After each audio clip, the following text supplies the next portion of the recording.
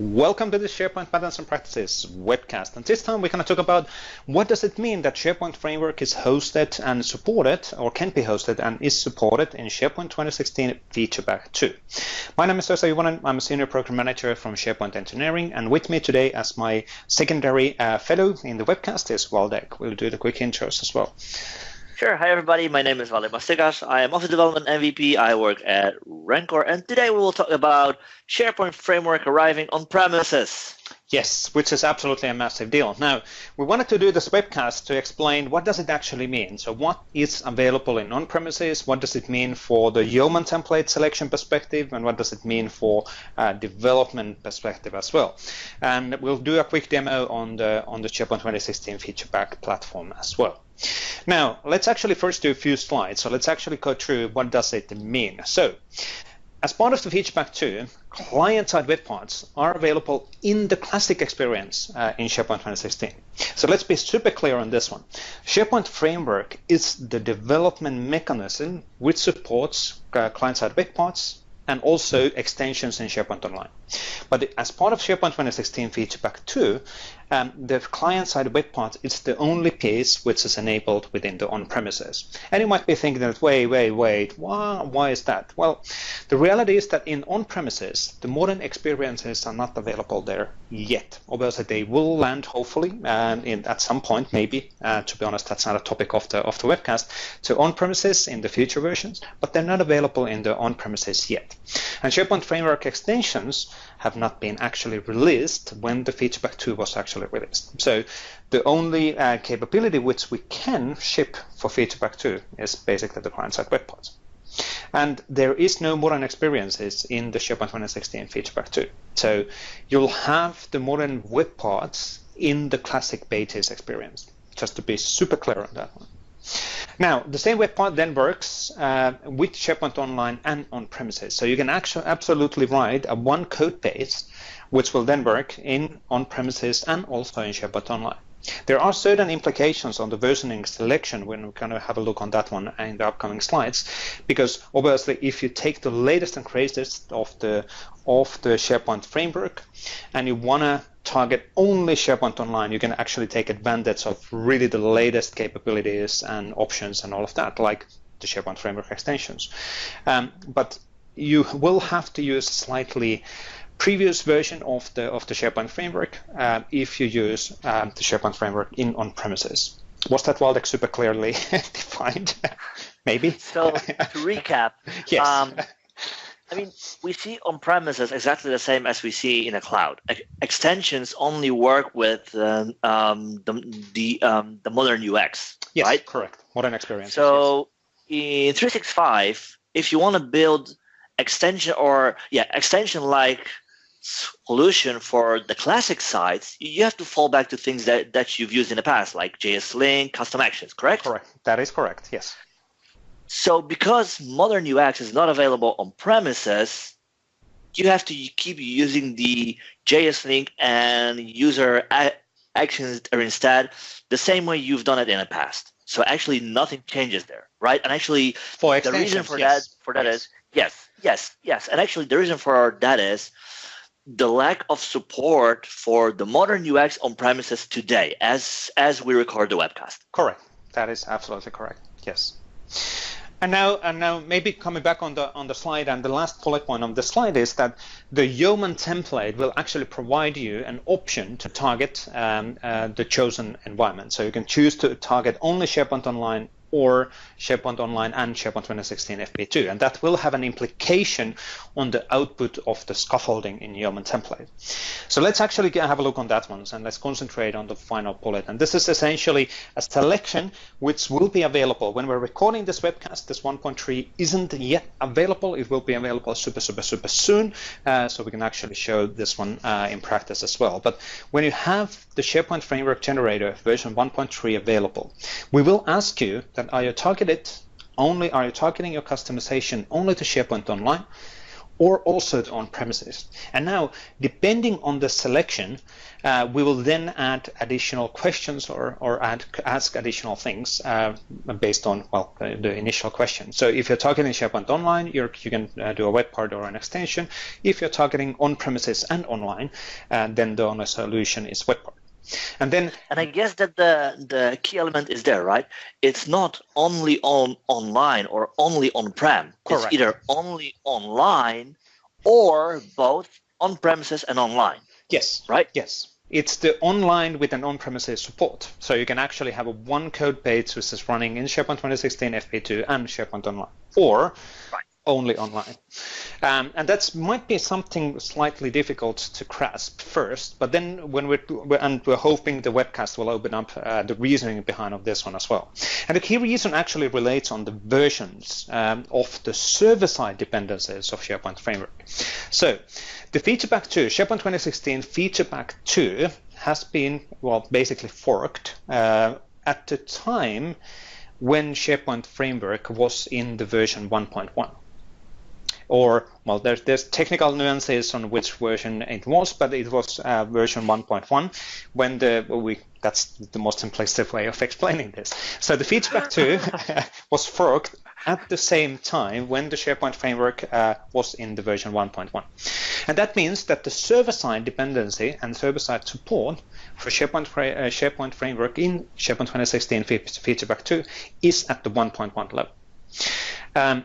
And that means that you cannot run, let's say, the latest and greatest, like the SharePoint Framework 1.3, in on-premises because there is that server-side dependency. And obviously, Microsoft cannot come and update your on-premises servers just by snapping a finger, which we can do for SharePoint Online. And that's really the reason why the latest and greatest and the most advanced capabilities are always available in SharePoint Online, because we can update those in a weekly basis. There's always a new build coming up on every single week, and we're pushing updates, and then we can enable new capabilities. And we don't want to delay that for SharePoint Online. But at the same time, we can't push all of the latest and greatest thing immediately in on-premises. So that's why we have this selection. Which is essentially then defining what is the platform, what is the framework baseline, what you're using for your customization. Did it make sense from Waldek? Yes, actually, one thing that I wanted to clarify is that we see 3 numbers on a screen, right? Yes. We see 2 times version 1.3 and a 1 time version 1.1. Yes. So I guess the first important thing is to understand that the SharePoint Framework Yeoman generator has the version of itself. And as you can see here, that's version 1.3. Correct. And if you use that and choose to create a SharePoint Framework project for use with both SharePoint Online and on-premises, it will create a project that uses SharePoint Framework 1.1. Correct? Yes. In the package JSON, we're essentially defining that this solution is using 1.1. That is correct. Right. So SharePoint Framework Yeoman Generator version 1.3, when you create new projects for both on-premises and online, will create a SharePoint Framework 1.1 project that will work there, because that's the only version, as we record the webcast, supported on-premises. Correct. That is correct. And then if you choose project for only online, you will get the latest available bits, meaning SharePoint Framework version 1.3, right? Yes, that is correct. Yes. Okay. So another thing that I'd like to ask you about is, what's the difference? What will we miss, if you like, when we go back to the version 1.1 supported on-premises? What's in there? Well, there's certain API and certain solution capabilities which are not supported within the on-premises explicitly or within the 1.1 version. So this is slightly, how would I put it? It's not a straightforward answer, and it's not a straightforward versioning statement as well. When we went, and let me try to clarify that as well. When we went live with the Feature Pack 2, and we released the Feature Pack 2 in the mid-September 2017. The supported version for on-premises was SharePoint Framework version 1.02. And The 1.1 didn't actually work properly at that time because we did have a small thing which we needed to fix, which was the tenant levels, tenant scoped solution support in the 1.1, which unfortunately the on-premises doesn't support. So if you choose the on-premises in the selection, you will get the SharePoint Framework 1.1, excluding the tenant scope deployment support, which hopefully does make sense in some level. Yes, yeah. Now, yeah. What are the exact internal APIs and layouts and classes and properties and methods, which are the differences between 1.1 and 1.3? That's a really super specific question, which I can't answer. Yeah, but I guess the global thing is that we will currently be between the version 1.1 and 1.3. The two main things that we will miss is the tenant-wide deployment and extensions, correct? Yes, that is correct. That is correct. Okay.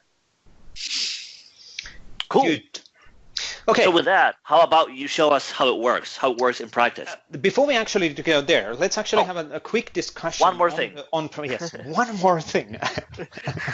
We got this one more thing. So one more thing, kind of a considerations for on-premises before we do the live demo on that selection and what does it actually mean, is the considerations related on where do I host my customization? Because we need to remember that as part of your SPP KT package, as part of your SharePoint Framework solution, right now, at least, your JavaScript files are not getting deployed to the farm or to the tenant.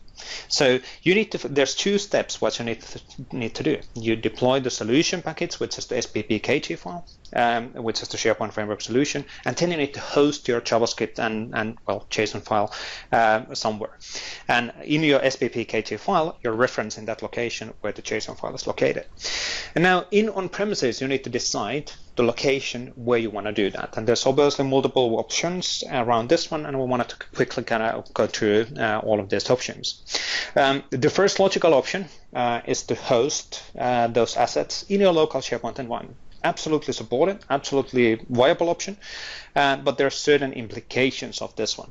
So first of all, the SharePoint 2016 by default does not like you to be able to upload the .json file, the document library, which is slightly weird because .json file doesn't actually, I don't understand how a JSON, you can upload a JavaScript file, but not a JSON file. I don't quite grasp the thinking behind that. But that's just the default settings on the SharePoint 2016 file. You can absolutely adjust that. Now, this will give you the opportunity of hosting your solution assets in your SharePoint 2016, so none of your end users need to have access on internet or need to have internet connectivity. They don't need to have access on downloading those assets from outside of your corporate network. There's implications, however, on this one.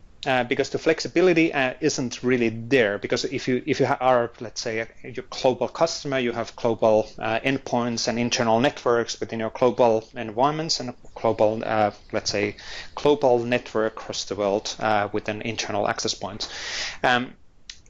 Your assets would be always coming from the SharePoint 2016, which is the centralized, centrally hosted environment. Because in SharePoint 2016, we do not support globally dispersed or divided deployments.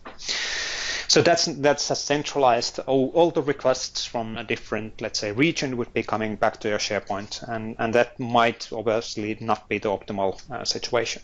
On the other hand, operational costs are pretty low because, hey, you're hosting your stuff from the SharePoint farm. There's no additional teams to contact. There's no additional, let's say, subscriptions to manage and all of that.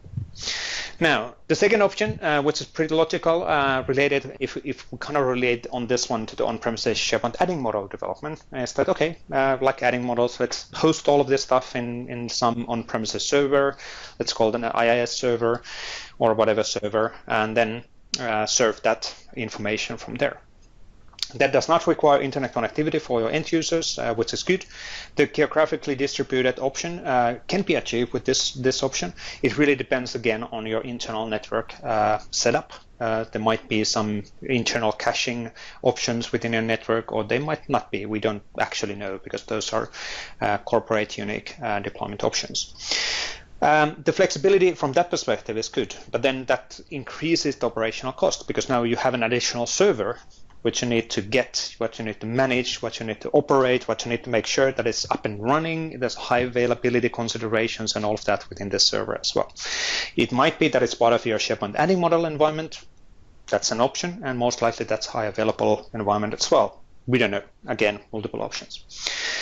And then there's the, let's say, the third option, which is if you're using just Microsoft technologies, obviously you can use Azure CDN as your hosting location or whatever third-party CDN outside of your corporate network.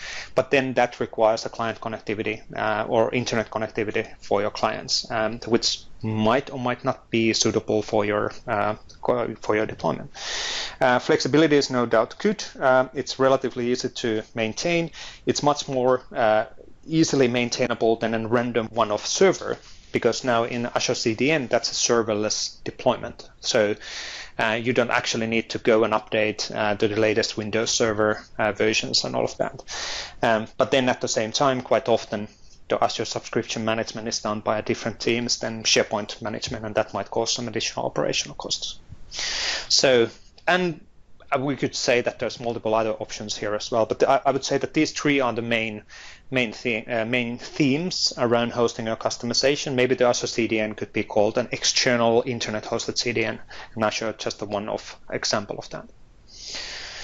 Anything to add in here, Waldek?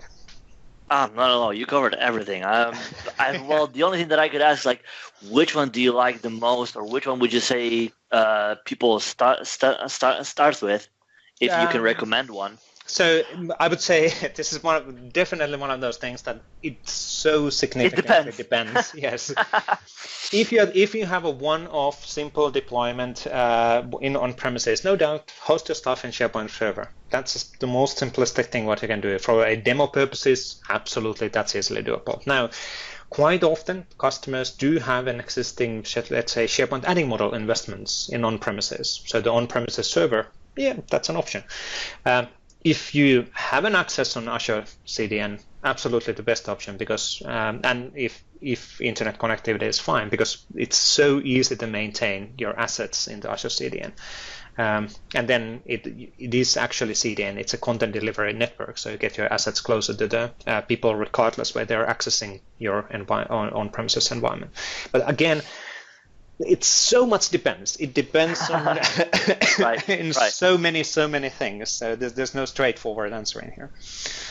And I guess that one more thing that you have to keep in mind, or whenever people choose for the on-premises box, that they have to keep in mind is that they have to offer a way for people to upload files, right? Because just because you have IIS somewhere, it doesn't mean that there is an FTP-like access or UI for people, for non-admins that do not log into the box to upload the files there, right? So you have to think, like, how do you bring the files over through your UAT or staging or whatever you have, and how do you bring them from the developers all the way to production, right? Absolutely. Well, to be fair, I would say that that is exactly the same story, and you need to have the process defined for your company for all of these three different options. And the process could be, once again, it doesn't have to be a massive 50 pages, and this is what we need to do when something happens. It could be a 1A4, where we agree that this is the steps, this is the email where we send stuff for approval, this is the people who will approve that, and then there's a sign-off, and then we do a deployment. It's almost like the farm solution deployment in on-premises, or farm solution getting stuff deployed to your on-premises farm using the farm solution scenarios. Exactly the same thing. There's probably some sort of an agreement how we're doing that in on-premises, and the same things apply here. It's a new set of way of doing customizations in on-premises, like the adding model. Or this could be said that this is adding model evolution, but on the other hand, adding model has its own, let's say, own requirements as well. So and the difference there is that when you build an add-in, on the output you will get a package, right? So you will get a package that you can install in the IIS, whereas in SPFX you will get only the files, right? So if there is an admin, they have to acknowledge the different deployment approach, if you will, right? Deploying the files versus installing a package. Yeah, sure. But I mean, I guess, other than that, you definitely have to have a plan how the files arrive or go all the way through from development through your UAT, the process that you have in place. Yep, yeah. And what if there's an update? What do we need to do then? Exactly. And it might be as simple that, hey, okay, these guys will have access on all of these things and they can do the management. Done. Yeah. Agreed. So in our words, a governance plan. Yes. A governance plan. Exactly. Yes. Exactly. Cool. Okay. On that note, let's actually move back on the actual code level and let's have a look on the solution structure. So how do we create a web part for SharePoint 2016 using a SharePoint framework Yeoman generator version 1.0? So let's first jump to our console. So I'm using a Windows 10 machine. So I'm using PowerShell as my console. There's multiple options for your chosen console option, obviously. In my case, let's actually create quickly here a Waldeck folder, so we can actually see how the Yeoman template is asking your target environment. So let's go to the Waldeck and then do Yo Microsoft and SharePoint. And the immediate first question after the solution creation is then what is your target environment? So let's call this Waldeck, and then there's the new question, which you haven't seen in the previous Yeoman template selections. So are we targeting this version to SharePoint Online only, which is the latest and greatest version of SharePoint Online or SharePoint Framework, do server-side dependencies? Or do we target the version to SharePoint 2016 onwards, including SharePoint Online? So we kind of use the later version of the SharePoint Framework, but it works also in SharePoint 2016 to those server-side dependencies. And now, depending on what I choose here, so for example, if I choose the 2016 onwards, we're not going to ask, are you going to create a web part or an extension? We're going to just move to the web part flow in the selection, which is understandable. So we're not going to do the scaffolding here, so I'm going to actually do a reset, and let's go to feature back 2. I've already done the scaffolding previously, so we don't have to wait the scaffolding to be completed. So this is what you're getting. Oh, I even had a package JSON available there. So obviously the basic structure is exactly the same as previously in SharePoint Framework solutions. Clearly no differences because you're only getting a different or previous version of the SharePoint Framework being scaffolded for you. And you can actually see that's in the package JSON. So even though we were using SharePoint Framework 1.3, we're scaffolding you a solution which is using SharePoint 1.1. SharePoint Framework 1.1. So now this version will be on-premises compliant, and it will be working in the SharePoint 2016 feature pack 2. Yeah. To clarify it, we used SharePoint Framework Yeoman Generator version 1.3 and created a SharePoint Framework 1.1 project. Correct. Exactly. So now we can quickly do here something like, obviously we can do call observe, and we can see the web part being fully functional in the local workbench. That's kind of given. That works by default within the SharePoint framework. And if we start this one up and running in here, we can clearly see the web part being hosted in 1.1. There's our hello there web part, and it's getting rendered properly. Clearly, if I go to a SharePoint 2016 feature pack 2, there is a workbench, a live workbench here as well. So if I go underscore layouts 15 workbench ASPX, you can find the online workbench or on-prem workbench. So what do we call this? SharePoint 2016. The hosted. Hosted workbench, yes. Hosted workbench, there you go. So here it is underneath all of the sites, and then we're able to work within the context of the site as well, in the same way as with SharePoint Online. For this particular machine, I haven't actually requested that before today, so it took a while to actually get it up and running. Here we go, here's the web port. And then clearly I can just do a package solution for this web part. There, and it works exactly the same way, so there is nothing specific to it. when you run on premises. Yes, and just for the sake of it, we can no doubt do this. So we can do a package solution. We can reference the local host environment. So if we do a package solution, we can clearly have a quick look on here that we are. This classic thing, but I always tend to show because people are not super aware of this. So I can clearly see that we're now still pinpointing to the local host, the URL. So now if I do Explorer, because this doesn't take that long, let's actually quickly walk this through. And solution, and there's my package. Let's actually go to the app catalog. Let's add that package to the app catalog. The installation is exactly the same as in SharePoint Online Tenant. So we will show you and let's say the mockup or the warnings. You will have to approve this one, or the person who have permissions in app catalog will have to approve that by default. It's a tenant administrator. It can be delegated to anybody who has access on the app catalog. Getting that one deployed, that's now getting deployed. You did probably saw that was pretty fast, that we were still pointing to the local host from a URL perspective. So I need to actually get in here, do gulp serve no browser. So we are actually serving these assets, in this case the JavaScript files and a JSON file, well JavaScript files in this case, when we're requesting the web part in the site. So that's now running in my local host. And let me actually get back on the site. If I go to a clean site, I need to install the solution because in SharePoint 2016 Feedback 2 version we do not support tenant scope deployment. So I'll go to the add an app. In here, we should see the FP2 client solution. I'm going to install that one. That's getting installed. Again, it slightly bit depends on your farm settings and environments, how long this step will take. You can actually see that one getting flipped. There we go, to an installed mode. It really depends, again, on your environment, how long the application installation takes. But when that's done, we can absolutely create a page. So let's create a page.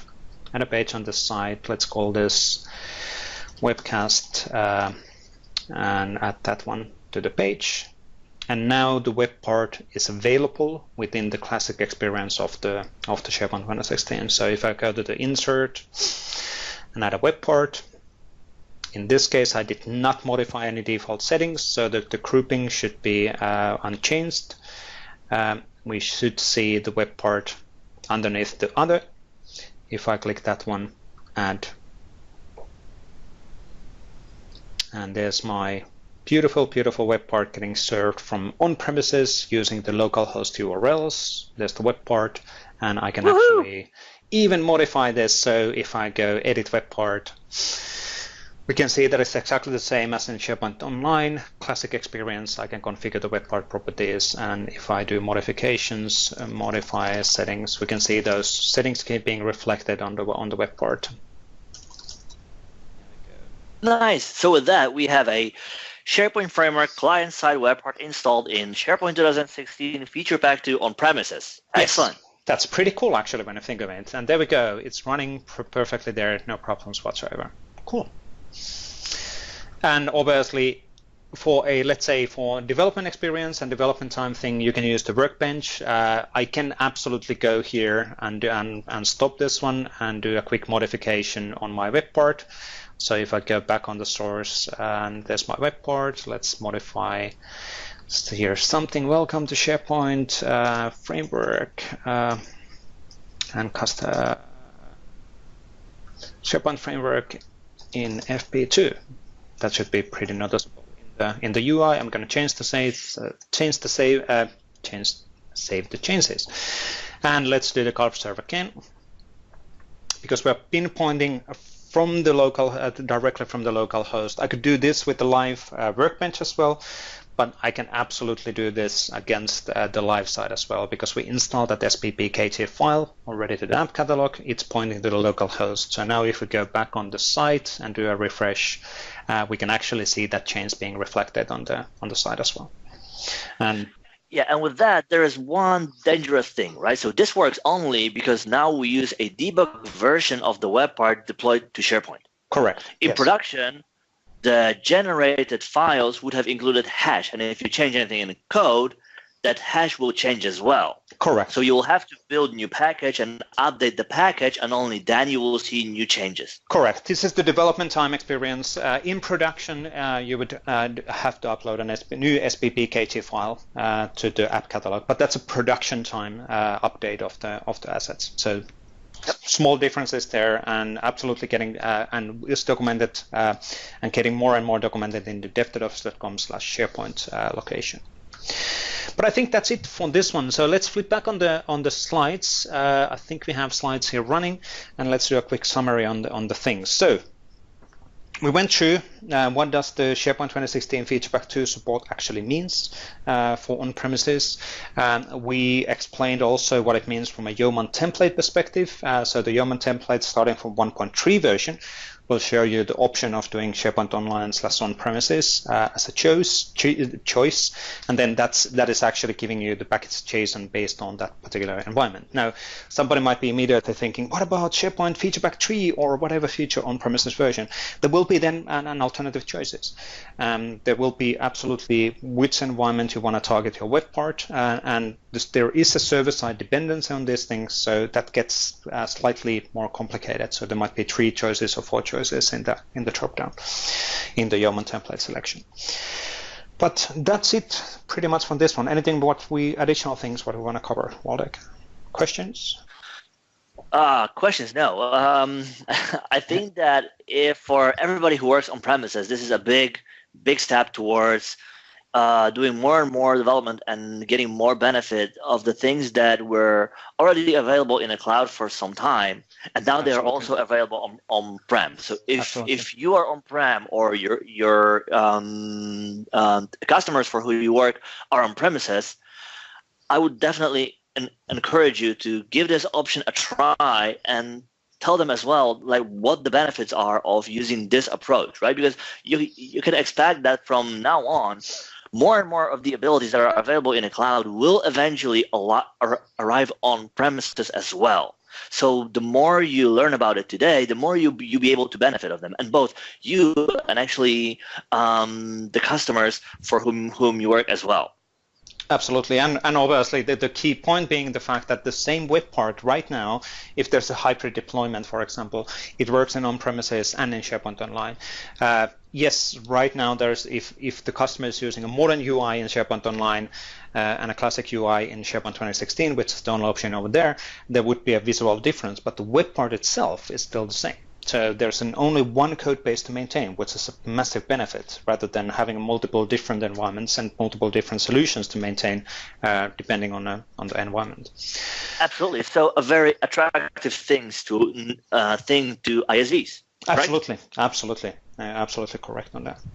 But I think that sums up the webcast. So thank you everybody for watching, and we'll come up with a new webcast sooner or later. Thank you. Bye-bye. Bye.